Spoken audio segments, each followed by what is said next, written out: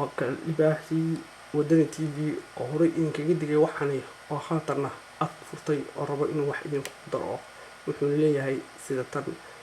sheeko Soomaaliya ayaa jiri jirtay xilliga hore oo ahaa xamiliga inta badan Muqdisho lagu sheekaysan jiray taasi oo ah nin ayaa tuugo qabatay waxay ka furtay shaati sarwaalkii ayay ka fureen dhammaan dharkiisii oo dhan ka bacdina saaxiibkii ayuu la kulmay oo yiri niyahow ma maxaysan lagu soo furtay maxaa nimanka iskaga celin weydiin wuxuu yiri haddii nimankani kaatunka aan qabo ay soo faragashan lahaayeen waan iska celin lahaa waana dagaalamana oo wiil saaxiibtay inay siisay marka macnaheedu waxa weeye waan ugu dignay muddo 3 sano ah in Soomaaliya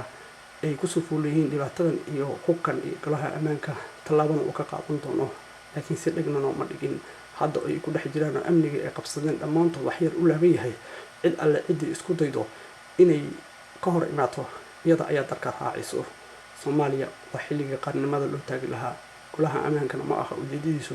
in Soomaaliya ciidamada Kenya ay weerarayaan waa saddex geesood Ethiopia iyo Kenya iyo loogu talagalay in al-shabaab iyo loo ciribtiro inta nabadda diidiiso kadibna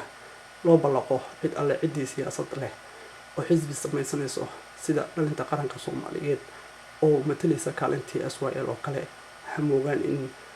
halkani waa wadani TV libaaxeedii oo idin leh sida iyo nabadgelyo aqoonta sharafta leh warkii gabagabadii iyo guntii waxa uu yahay Soomaaliya taageera golaha ammaanka iyo nabadiisa ah in Soomaaliya gacanta uu ku wada dhigo golaha ammaanka ma aha mid loo socdo ma aha mid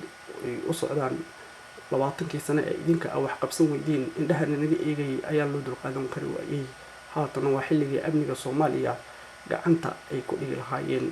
una dhiibi lahaayeen dadka ku xaqoonaa sida awgeeto ha isku dayin inaad ka hor imaato waa ololahan ballaaran ee golaha ammaanka ay ku tagayaan dawladda Shariif iyo dhammaan al-shabaab oo idin waxaana soo haraya caruur iyo haween xisbiyada kale ee siyaasadeed iyaga wataan lacagta la soo diintoono si looga hortago waa in dhalinta qaranka Soomaaliyeed ee Facebook maanta iskugu talantay aqoonyahan ee nin kastoo siyaasad leh hamoogaan mahadsanidin halka ayaad ka heli kartaa wadani TV waxa uu ku sheegay isha laga marmarto waa xaqiiq oo dhab ah horeen waad u aragteen.